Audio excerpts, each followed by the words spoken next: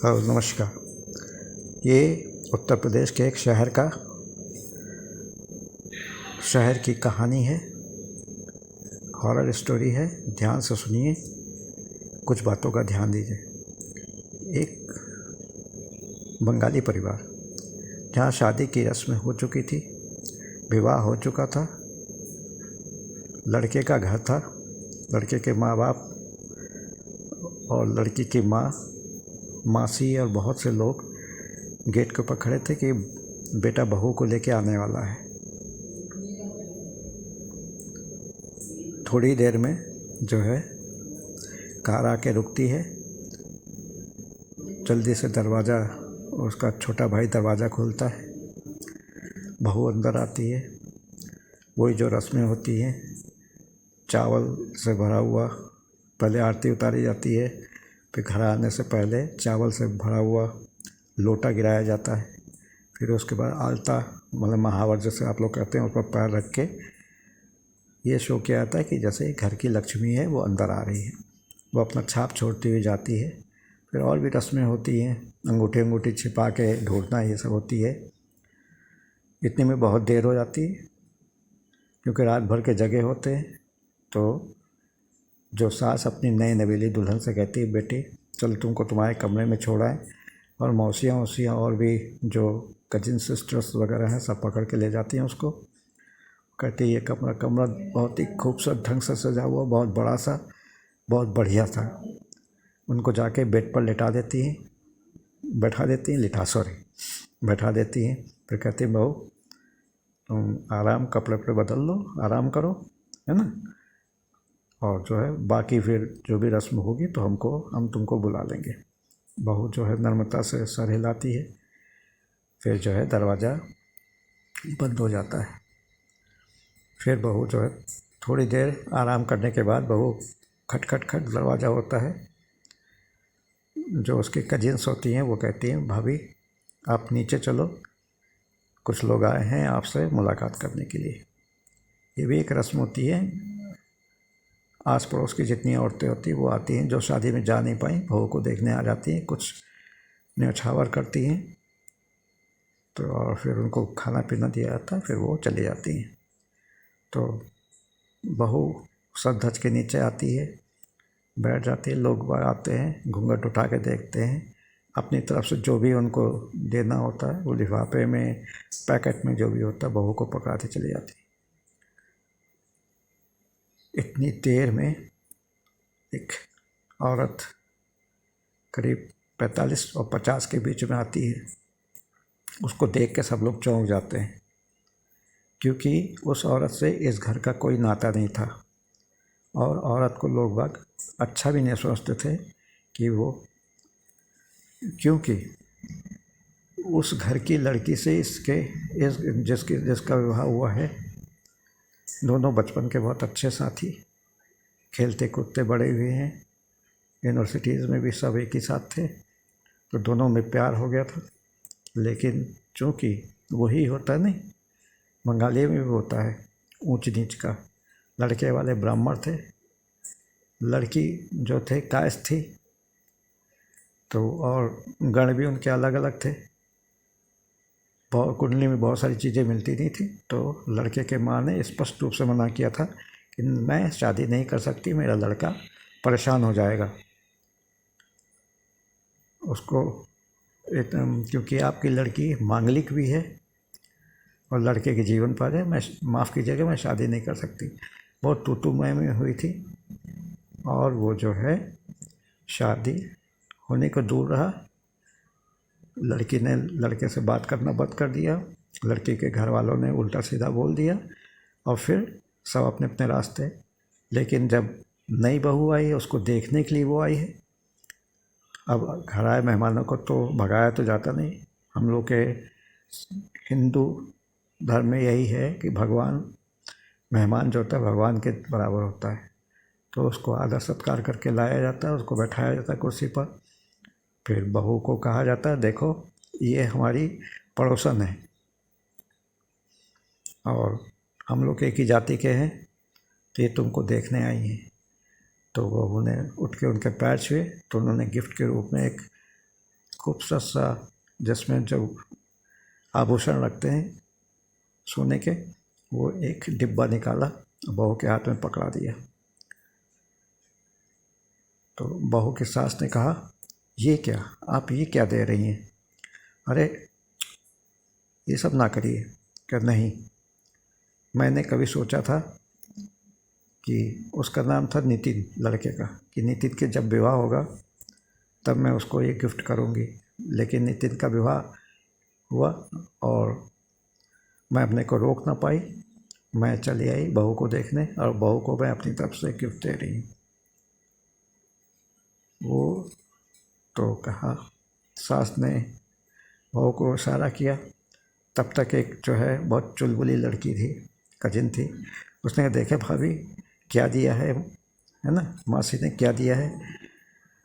तो जैसे ही डिब्बा खोलती है, देखती खूबसूरत सा सोने का कंगन, भारी भरकम, और आजकल के हिसाब से तो वो लाखों में होगा। कहते इतना महंगा गिफ्ट देने की क्या ज़रूरत थी, आप आशीर्वाद दे देती, बहुत काफ़ी था। लड़के की माँ बोली, क्या आशीर्वाद तो मैं दे ही रही हूँ, और जो है इसको बेटे तुम पहन लेना। तो भाई उतनी जल्दी तो कोई पहनता नहीं, डिब्बा बंद कर दिया गया, रख दिया गया। फिर बहुत सारे कार्यक्रम हुए, उसके बाद जो है लड़की चली गई।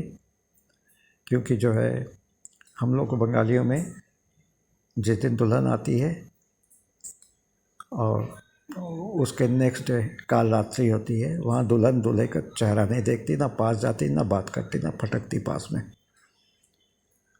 दूल्हे को भी ये करना पड़ता, सबर करना पड़ता नई दुल्हन के साथ। तो जो है काल रात्रि भी हो गई। फिर मतलब तीसरे दिन बहू भोज हुआ, उसमें बहू कुछ खाना वाना बनाती है अपने हाथ से। अब वो सब जितने इनवाइटी होते हैं उनको बुलाया जाता है, उनको उस नई बहू का पहला खाना खिलाया जाता है। फिर से जो भी आते हैं बड़े बूढ़े, वो नई बहू के जो है कुछ ना कुछ गिफ्ट करते हैं और आशीर्वाद दे के चले आते हैं। ये हुआ। फिर रात में जो है उनका कमरा अच्छी तरह से सजा दिया। जितनी कजिन्स आई थी या जितने भी मतलब बॉयज़ थे उस फैमिली के, तो सबने कमरे को अच्छी तरह सजा दिया, क्योंकि आज जो है उन लोग का सुहाग रात था, थर्ड डे। कजिन लोग उनको बैठा के जो है चले गई। दूध का गिलास, जैसे परंपरा में है, दूध का गिलास रख दिया गया, मिठाई विठाई रख दी गई और दरवाज़ा उड़का दिया गया। और फिर जो है सब चले गए हंसते खेलते हुए। और लड़का जो है फिर बस आने ही वाला था। तो वो जो कंगन लाई थी वो वहीं ड्रेसिंग टेबल पर रखा था। लड़की ने उसे उठाया, उसको जैसे ही खोला, अचानक लगा जैसे पीछे कोई खड़ा है। लड़की डर के मारे पीछे देखती है, वहाँ कोई भी नहीं दिखता। इसके बाद धीरे धीरे धीरे धीरे करके मतलब दरवाज़ा अपने आप खुलने लगा। तो समझे उसका पति जो है वो आया है। लेकिन देखा दरवाजे हो गए, फिर दरवाज़ा अचानक फट से बंद हो गया। उसने कहा कि हवा तो चल नहीं रही, खुल रहा है, बंद हो रहा है, ऐसा दरवाज़ा क्यों?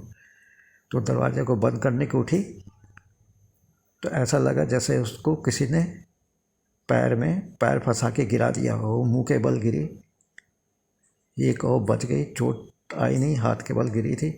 कुछ कांच की चूड़ियाँ उड़ियाँ टूटी थी। तो उसने कहा, अरे ये तो अपशगुन हो गया।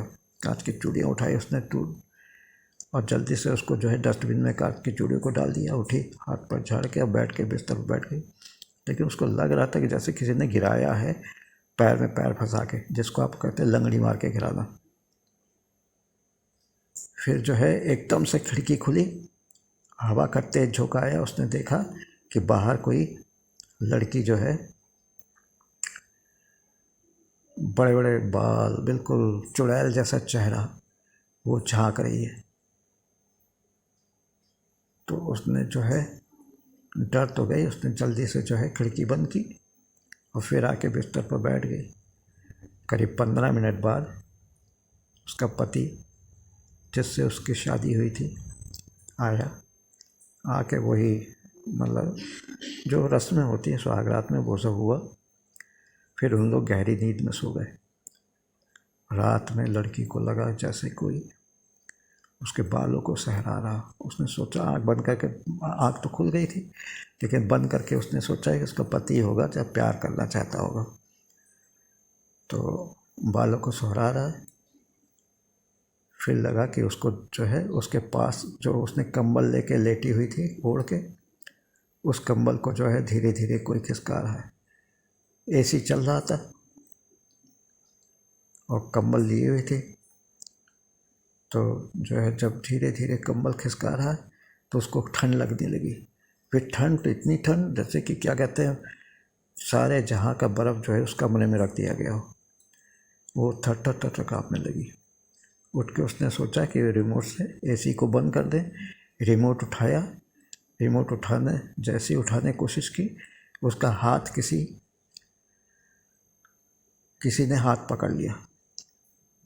उसने देखा, अरे बाप रे बाप, एक भयानक सी कंकाल जैसा हाथ जला हुआ, वो जो है उसने उसका हाथ पकड़ रखा है और जोर से चीख मारी। हाथ तो गायब हो गया। उतने में उसके नितिन की भी आँख खुल गई। क्या हुआ सुधा, क्या हुआ? सुधा बिल्कुल हतप्रभ रह गई, क्या बोले। आज पहला दिन है, पहले दिन ही शिकायत करने लगे। कहने नहीं कुछ नहीं, मैं ऐसे ही कोई सपना दे इसलिए डर के मारे मैं उठ गई, मैंने आपको परेशान किया है ना। फिर दोनों जो सोने की कोशिश करने लगा। फिर कुछ किया होगा तो किया होगा, मालूम नहीं है ना। ऐसे सुबह हुई, सब घर के सब जितनी औरतें लड़कियां आ गई, खटखटाया दरवाज़ा और सबके चेहरे पर मुस्कान थी। उसके बाद जो है सब लोग उसकी बलैयाँ लेने लगी, बड़ी औरतें बूढ़ी, इन्होंने सबके पैर छुए।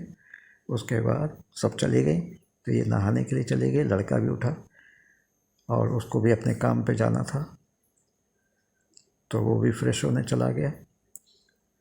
फिर उसके बाद नीचे सब लोग आए डाइनिंग हॉल में, वहाँ सब लोग बैठे। फिर नाश्ता, बहुत बढ़िया नाश्ता बना हुआ था, सबने मिलके बनाया था, सबने बैठ के खाना खाया। उसके बाद धीरे धीरे करके रिश्तेदार अपने अपने गंतव्य की ओर रवाना हो गए, जहाँ जहाँ से आए थे। घर में बची सास, बहू और लड़का भी थोड़ी देर में अपने काम पे निकल गया, अपने ऑफिस में। और सास बहू बची थी, एक दो कजिन भी रह गई थी। तो सब लोग हंसी ठिठोली करने लगे। फिर कजिन ने कहा, आप चलिए भाभी अपना आराम करिए, क्योंकि रात में फिर आपको जगना ही पड़ेगा। कह के बहुत ज़ोर ज़ोर से हंसने लगी। वो बेचारी शर्मा गई। उसको ले जाके उसके कमरे में छोड़ा। फिर सब लोग हंसते हुए अपने घर वापस चले आए, मतलब नीचे अपने कमरे में जाके, जो कजिन्स थी जहाँ पर रह रही थी उन्हें वहाँ चले गए। फिर जैसे ही वो कमरे में घुसी, ऐसा लगा कि उसके कमरे में जो क्या कहते हैं, मिठाई की जो प्लेट रखी थी और जो पानी रखा था, उसमें से एक पीस मिठाई गायब हो गई, पानी भी थोड़ा गायब हो गया, फिर मिठाई गायब हो गई, फिर पानी गायब हो गया, फिर मिठाई गायब, फिर करीब 5-6 पीस रखी थी, 5-6 पीस कोई खा गया और पूरा गिलास पानी पी गया। वो हतप्रभ बिल्कुल देखने लगी, आंखें बड़ी कर करके, कह रही ये क्या हो गया, ये मिठाई कौन खा रहा है और कौन बना पानी पी रहा है। अब बेचारी नई दुल्हन किसी को कह भी नहीं सकती, शोर शराबा कर नहीं सकती। तो उसने कहा, वो सो गई, क्योंकि दोपहर में फिर खाने पर उसको बुलाया जाएगा और अभी उसमें टाइम था करीब 2-2:30 बजे। मतलब जब खाने का समय हुआ, सब परिवार वाले जितने भी बच्चे कुचे थे, कजिन वजिन या एक दो जो और मोहल्ले से लड़कियां आई थी, सब ने जो है मतलब बहू को, नई बहू को लाके डाइनिंग टेबल पर बैठाया। सब ने एक साथ खाना खाया, माछेर झोल, मुर्गा, मटन और जो है एक में पायस बना था सब। सब लोग खा के जब पायस, सब लोग पायस पायस वाला जो मतलब खीर वाला प्याला उठाया चम्मच से मुंह में, तो जैसे ही जो है नई बहू ने चम्मच से पायस में हाथ, चम्मच को डाला पायस की कटोरी में, तो देखा जो है चम्मच में खीर की जगह मांस का लुथड़ा, वो भी बिल्कुल ताज़ा कटा हुआ खून निकल रहा। और वो ये सब देख के घबरा गई, जोर से चीखी और उसके हाथ से प्याला छिटक के डाइनिंग टेबल पर गिर गया। सारा पायस फैल गया और वो एकदम बेहोश होते होते बच्ची, सबने कहा क्या हुआ क्या हुआ, उसकी आवाज़ नहीं निकल रही थी। फिर जब थोड़ी देर में वो जो है कुछ चैतन्य हुई तो पूछा क्या हुआ था, काहे चिल्ला रही थी, काहे गिरा दिया। और गिर भी गया तो कोई बात नहीं, दूसरी हम दे रहे हैं। तो कहने लगे नहीं नहीं नहीं। तो क्या हुआ क्या, कहते मुझको बहुत डर लग रहा है, मैं अपने कमरे में जा रही हूँ और मैं पायस नहीं खाऊंगी। कहते हुआ क्या, बहुत बोला। तो बोली ये जो मैंने चम्मच उठाया था तो उसमें ताज़ा कटा हुआ मांस का टुकड़ा रखा था और उसमें से खून निकल रहा था। ये देख के मैं बहुत डर गई, इसलिए मेरे हाथ से प्याला छूट गया। कहते खून, कहते मांस का टुकड़ा प्याले में, तो अभी भी कटोरी डाइनिंग टेबल पर पड़ी हुई थी औंधी सी, उसको उठाया, पूरा टटोला, कोई मांस का टुकड़ा नहीं, कुछ नहीं। तो सब ने उनको उसको जाके कमरे में उसे कहा कि भाभी आराम करिए, अभी थोड़ी देर में भैया आ जाएंगे, फिर हम लोग बैठ के बातें करेंगे। तो वो कमरे में चली गई। आज ये तीसरा दिन, लड़का आया, साथ में सब लोगों ने चाय पिया। फिर जो है लड़का अपनी वाइफ को लेके अपने कमरे में चला गया। उसके बाद रात का डिनर के समय उन लोग नीचे आए, सब लोग ने खाना खाया, फिर सोने चले गए। जैसे ही जो है क्या कहते हैं लाइट इन्होंने बंद की और जो भी कुछ भी किया हो, उसके थोड़ी देर बाद दोनों निढाल होके बिस्तर पर पड़ गए और थोड़ी देर में नींद ने उनको कब्जे में ले लिया। फिर दरवाजे पर से ठुक ठुक ठुक ठुक आवाज़ आई। धीरे धीरे आवाज़ पहले 2 बार हुई, फिर 4 बार, फिर 8 बार हुई। तो लड़की से रहा नहीं गया, वो उठी, दरवाज़ा खोला तो देख के बिल्कुल चीख मार के हटी। सामने एक भयंकर सी काली कलोटी औरत खड़ी थी, बिल्कुल जली हुई जैसे थी, पूरा बदन जला हुआ था, आंखें की जगह गड्ढे नजर आ रहे थे, बाल आधे जले आधे वो थे, अति भयंकर चेहरा था। तो उतने में उसकी चीख सुन के उसका हस्बैंड भी जग गया, क्या हुआ क्या हुआ। तो उसने कहा देखिए दरवाजे पर कोई खड़ा है। कहता तो नितिन जल्दी से बाहर आया, देखा कोई भी नहीं था। इन लोग फर्स्ट फ्लोर पे थे। जी बेटा। भैया जब फिर धीरे धीरे ये होते ही गया। अब जो है क्या कहते हैं, अब इनके जो है 7-8 दिन हो गए, लड़की चीख मारती और वो करती। तो नितिन ने कहा क्या इसको कोई बीमारी तो नहीं है, डॉक्टर को तो नहीं दिखाना है। तो उसने कहा चलो तुमको डॉक्टर दिखा दे, तुम ऐसा चौंक जाती हो, बार बार चिल्लाने लगती हो। कहा नहीं कोई नहीं, मैं ठीक हो जाऊंगी, हो सकता है नई नई जगह है इसलिए कुछ हम वो नहीं कर पा रहे। उसने कहा ठीक है, तुम जो है परेशान ना हो, है ना, मस्त रहो, खुश रहो। और जो है माँ ने हम लोग को जो है भेजा है साउथ में घूमने के लिए, हनीमून के लिए भेज रही हैं। तो जो है हम लोग को कल जाना है, तुम ठीक ठाक रहना और कुछ ज़्यादा सोचना नहीं। और जो है हम लोग कल साउथ के लिए निकलेंगे और हवाई जहाज़ का टिकट भी आ गया, हवाई जहाज़ से जाएंगे, 2-4 दिन रहेंगे, फिर लौट आएंगे। तो तुम सामान दिन में जब आराम करने से पहले सब पैकिंग कर लेना, हमारे लिए भी अपने लिए भी।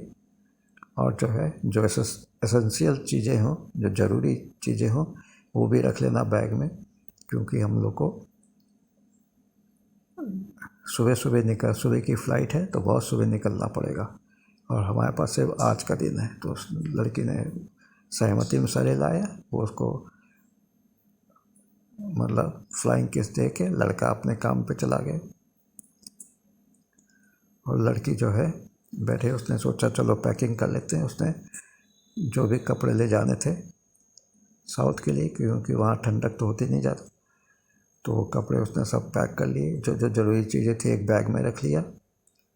और फिर जो है तब तक वो दोपहर के खाने का हो गया। माँ ने नीचे से आवाज़ दी उसको सुधा सुधा करके, और वो धीरे दरवाज़ा बंद करके धीरे से नीचे आ गई। और अब जो है उस घर में जितनी भी कजिन थे सब जा चुकी थी। एक वो चुलबुली नटखट वाली कजिन रुकी थी, उसको भी शाम को उसको भी निकलना था। सबने मिलके खाना खाया,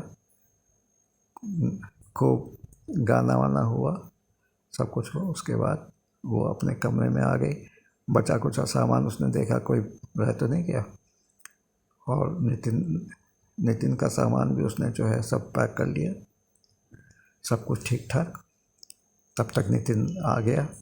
फिर सबने जो है शाम को चाय पी, रात का डिनर लिया, फिर सोने चले गए। उनको सुबह सुबह बहुत जल्दी जगना था। माँ ने कहा बहू से अपने कि बेटा सुबह करीब 4 ही बजे जग जाना, फटाफट नहा धो लेना, नाश्ता जो है क्या कहते हैं हम बना के रख देंगे, खा लेना, और उसके बाद निकल पड़ना अपने हनीमून पे। और तभी लड़की ने झुक के पैर छुए अपने सास के, और जो है क्या कहते हैं उन लोग मतलब फ्रेश होने चले गए। मतलब सोने से पहले कपड़े पे बदलने चले गए। उसके बाद वो सोने चले गए। सुबह 4 बजे जो है अलार्म लगा हुआ था। लड़की जल्दी से उठी, फटाफट अपना जो डेली का काम होता वो किया, नहाया, कपड़े वपड़े बदल दिए और रेडी टू गो। लड़का भी उठ गया, उसने भी फटाफट सब निपटाया। वो सब नीचे आ गए। माँ ने बढ़िया सा खूब बढ़िया नाश्ता बना के रखा था, वो खाया। लड़के के फादर भी थे। लड़के के फादर किसी सरकारी दफ्तर में अफसर थे, तो वो भी आके बैठ गए। सबने चाय पिया, हंसी ठिठोली हुई, खाना वाना खाया, नाश्ता किया है भी। उसके बाद लड़के के फादर ने कहा चलो मैं तुम लोग को एयरपोर्ट छोड़ देता हूँ। कार निकाली गई, उस पर सब लोग बैठे और एयरपोर्ट के लिए चले। अचानक ऐसा लगा कि पिछली वाली सीट में, क्योंकि आगे तो लड़के के फादर कार ड्राइव कर रहे थे और इन लोग नीचे पीछे बैठे हुए थे, ऐसा लगा कि इन दोनों के बीच में कोई आके बैठ गया हो। वो जरा सा घबराई, उसने देखा तो देखा कोई दिखाई तो पड़ा नहीं। फिर जो है क्या कहते हैं तब तक एयरपोर्ट आ गया। उन्होंने सब अपना जो भी होता है एयरपोर्ट में सब क्लियर करके वो अपना मतलब फ़्लाइट का इंतज़ार करने लगे। करीब 15-20 मिनट बाद फ़्लाइट भी आ गई, जाके उसमें बैठ गए। और लड़की ने कहा कि ये अभी जो है 1 घंटे 1.25 घंटे के अंदर ही पहुंच जाएगी फ़्लाइट। तो जो है ये तब तक जो है सोने का जो कंगन बहमूल बड़ा सा कंगन पहने थी उसने उतार के अपने पर्स में रख लिया। और जो है फिर उन लोग चेन्नई में उतरे। करीब 1.25 घंटे बाद चेन्नई में उतरे। वहाँ से उतर के उन लोग जो होटल बुक किया था वहाँ चले गए। उसके बाद घूमे घामे आसपास के इलाकों को, साउथ इंडियन खाने का मज़ा लिया, खूब घूमे समुद्र के। फिर शाम को समुद्र के किनारे पहुँचे, वहाँ खूब इन्जॉयमेंट किया। 1-2 पर पानी उछाल के पानी के अंदर तक गए, सब कुछ खूब मज़े भी बीता। रात में फिर आए तो जो है दरवाजे के पास खड़ी थी। ये जो है क्या कहते हैं अपने दरवाजे को अब चाबी से खोल लेते, होटल वाली चाबी से ताला खुला और ऐसा लगा किसने जोर से धक्का दे दिया उसको। अब वो नितिन आगे खड़ा था, वो पीछे थी, नितिन को लेके फर्श पर गिर पड़ी। नितिन को थोड़ी बहुत चोट भी आई हाथ में, लेकिन भाई अपनी नई नवेली दुल्हन को कौन कहता कि मुझको दर्द हो रहा है, कुछ हो रहा। और वो बेचारी लज्जित थी कि उसने अपने पति को गिरा दिया। तो जो है अब वो कल ने नितिन ने कहा क्या हुआ, काहे को क्या कहते हैं तुम गिर गई। उसने कहा नहीं गिरी नहीं हूँ, मेरा पैर फंस गया था। तो वह एक पायदान लगा हुआ था, तो कहे इसमें मेरा पैर। तो सरासर जो है बात को टाल गई, बात आ गई हो गई। इन लोग सोने के इंतजाम करने लगे। फिर तो वहाँ पर जो है रात में 2-2:30 बजे होटल के कमरे की खिड़की खुली, फिर वही चेहरा भयानक सा औरत का, किसी जली हुई औरत का चेहरा दिखने लगा। और वो आंख बंद के बिल्कुल उकड़ू मार के सो गई। अब यहाँ भी यदि वो चिल्लाती वो करती तो पति का सारा जोश ख़त्म हो जाता, सारी खुशियाँ ख़त्म हो जाती कि कहाँ बीमार वाली औरत को लेके आया। हाँ, हिंदुस्तान में हम लोग के हिंदुस्तान में लड़कियां अपने दर्द को किसी को बयान नहीं करती जब तक वो ओवर सर से ना गुजर जाए। या जैसा भी दर्द हो, जैसी भी तबीयत खराब हो, किसी को भी नहीं कहती। कहती तब है जबकि आखिरी समय हो। तो जो है क्या कहा कि मैं क्या शिकायत करूं, क्या कहूं, क्या ऐसा हो रहा। तो वो लड़की सोने के लिए चली गई। अब सुबह हो गई, फिर उन लोग निकले उधर चेन्नई के आसपास के इलाकों के लिए दूर चले गए, घूमा करा।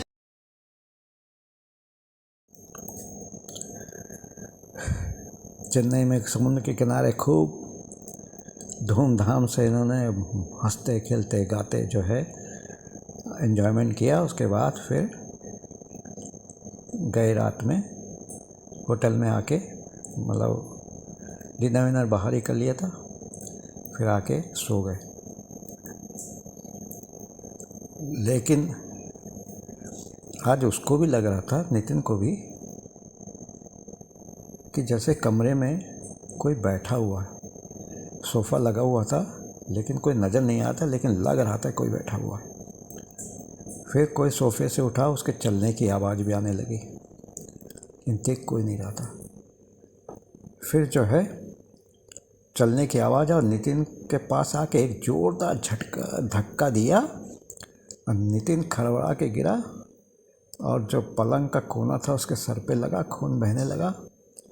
ये देख के सुधा बेचारी बहुत ज़ोर से चिल्लाई और जल्दी से रिसेप्शन पे फ़ोन किया कि कोई डॉक्टर है, कोई है, और फर्स्ट एड का बक्सा हो तो जल्दी से लेके आइए।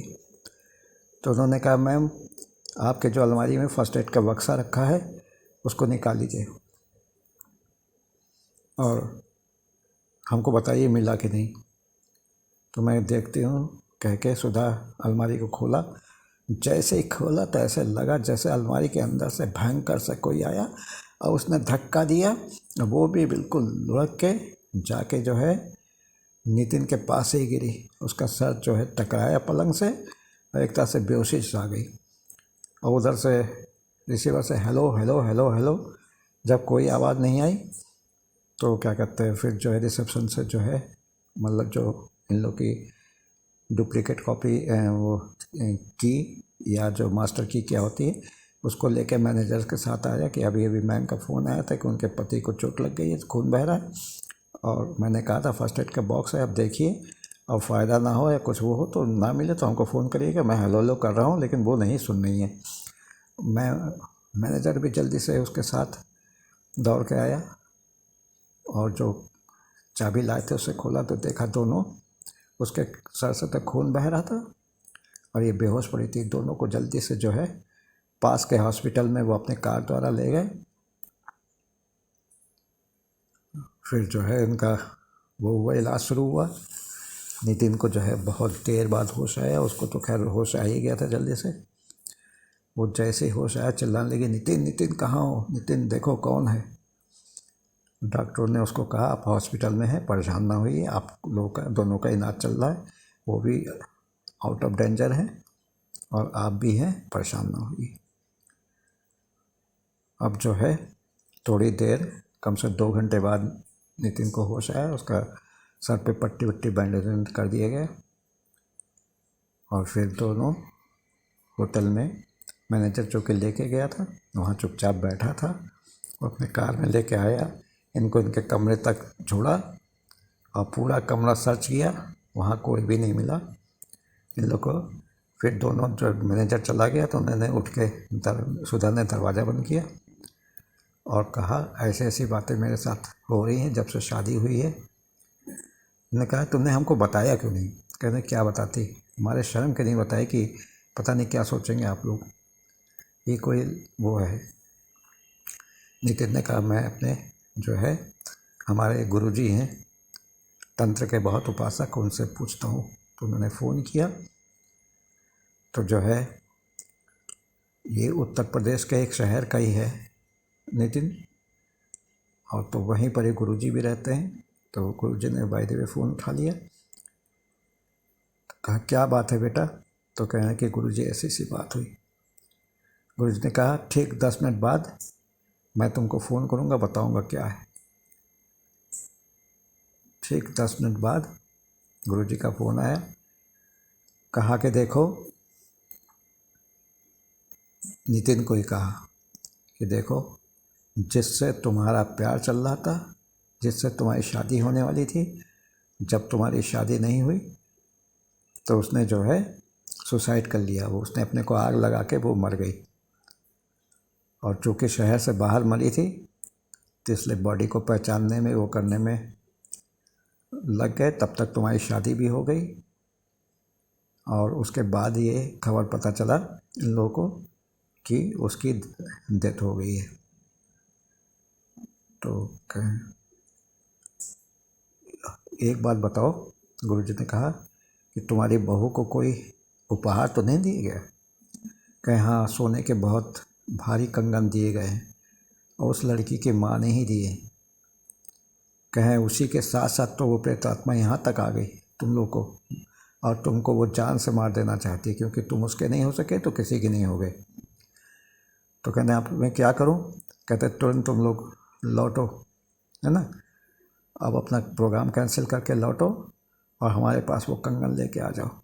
वो कंगन लेके जो है फिर जल्दी से हम लोग जो है दूसरे दिन को वो किया, फ़्लाइट को बुक किया, और उसके बाद जो है सब कुछ देख दाख के कंगन को खूब सहेज के और हम लोग उसमें पहुँचे, हवाई जहाज़ में। जब हवाई जहाज़ में पहुँचे तो वहाँ पर जो है सब क्लियरेंस करने के बाद वो जो है मतलब पहुँचे वहाँ पर, फ़्लाइट मतलब हवाई जहाज़ के अंदर, वहाँ बैठ गए। हवाई जहाज़ 1-1.5 घंटे में लैंड कर गया, और उसके बाद जो है उन लोग उतर के जो है क्या कहते हैं, मतलब उन्होंने टैक्सी को कॉल किया, टैक्सी आई, टैक्सी बैठे अपने घर के चल पड़े। पूरी रफ्तार के साथ टैक्सी चल रही थी, और इतनी ज़ोर से जो है क्या कहते हैं वो हुआ, टैक्सी पता नहीं कैसे मतलब असंतुलन हो गई और एक धड़ाम से पेड़ से टकराई, और ड्राइवर को चोट बहुत आई, और दाएं बाएं दोनों के दरवाजे पीछे वाले खुल गए, दोनों छटक के सड़क के ऊपर गिरे। और तभी एक भारी भरकम ट्रक जो है बस आता ही गया कि पता नहीं क्या हुआ कि ट्रक जो है एकदम से उसने ब्रेक लगा दिया। ड्राइवर उतरा, उसने माजरा देखा और उसको, उन दोनों को उठा के बैठाया। ड्राइवर जो है चोट खा गया था, लेकिन भयंकर चोट नहीं थी। ड्राइवर से कहा, देख के चला कर। ड्राइवर ने कहा मैं तो चल रहा था, अचानक पता नहीं क्या हुआ, डिसबैलेंस हो गई गाड़ी और टकरा गई। तो कह जाओ, और इसी झटके में जो उन्होंने सहेज के रखा हुआ था कंगन, वो कंगन का डिब्बा जो है उछल के जो है क्या कहते हैं किसी झाड़ी में गिर गया। इन लोगों को पता भी नहीं चला, और पता तब चला जब घर पहुँचे तो देखा वो डिब्बा वहाँ नहीं था। उसके बाद जो है वो सीधे थोड़ी देर बाद नहा धो के आराम करने के बाद वो पहुँचे सीधे गुरुजी के पास। सारा बकाया बताया। गुरुजी ने कहा वो कंगन का डिब्बा, चूँकि वो मेरे बस में और मुझको मेरे बस में नहीं होना चाहती थी प्रेतात्मा जो तुम लोग को परेशान कर रही थी, अब वो परेशान नहीं करेगी। वो कंगन का डिब्बा वहीं पर जब तुम लोग गिरे हो तो वो वहीं किसी झाड़ी में गिर गया है। अब जिसको भी मिलेगा उसके घर में तो तबाही आएगी। अब तुम लोग उस परिवार से ज़्यादा नाता ना रखना और चाहो आज के बाद से कोई परेशानी नहीं होगी। ये भी ठीक है, तुम भी ठीक हो। तो उन लोग गुरुजी को प्रणाम करके सीधे अपने घर चले आए। अपने माँ बाप को पूरी स्टोरी बताई और वो खूनी कंगन जो है उनसे विदा हो गया। साथ साथ वो प्रेतात्मा भी चली गई, क्योंकि वो सिर्फ उसी कंगन के जरिए से उनके घर में वो प्रवेश कर गई थी और चेन्नई तक पहुंच गई थी। नमस्कार, जय हिंद, जय भारत। इस कहानी में मैंने नाम पता सब चेंज कर दिया है। चेन्नई जो बोला है वो भी मतलब मेरा बदला हुआ है, क्योंकि वास्तविकता किसी को पता ना चले और आगे कोई बात बड़ी ना हो जाए, इसलिए मैंने सब चेंज कर दिया है। कहानी बिल्कुल 100% रियल है। मुझको एक सब्सक्राइबर ने सुनाई थी और उसने अनुरोध किया था कि इनका नाम पता ज़रूर चेंज कर दीजिएगा और मेरा नाम तो ना लीजिएगा, इसलिए मैं सब्सक्राइबर का नाम नहीं लूँगा। इस तरह से हॉरर स्टोरी मैं ख़त्म करता हूँ। नमस्कार, जय हिंद, जय भारत। भगवान आप लोग के सब लोगों की इच्छाएं, जो भी मन में दबी कुछ इच्छाएं हैं, पूरी कीजिए। इस कहानी को देखकर अपनी राय से अवगत कराइए, कुछ कमेंट्स लिखिए, लाइक करिए, शेयर करिए और जिसके ऊपर आपको संदेह हो उसके घर का ना कोई कुछ खाएं ना कुछ गिफ्ट लें, अन्यथा परेशानी आ सकती है। नमस्कार, इसी के साथ मैं इस वीडियो को बंद कर रहा हूँ। धन्यवाद, जय हिंद, जय भारत। खूनी कंगन इसका नाम रखूँगा।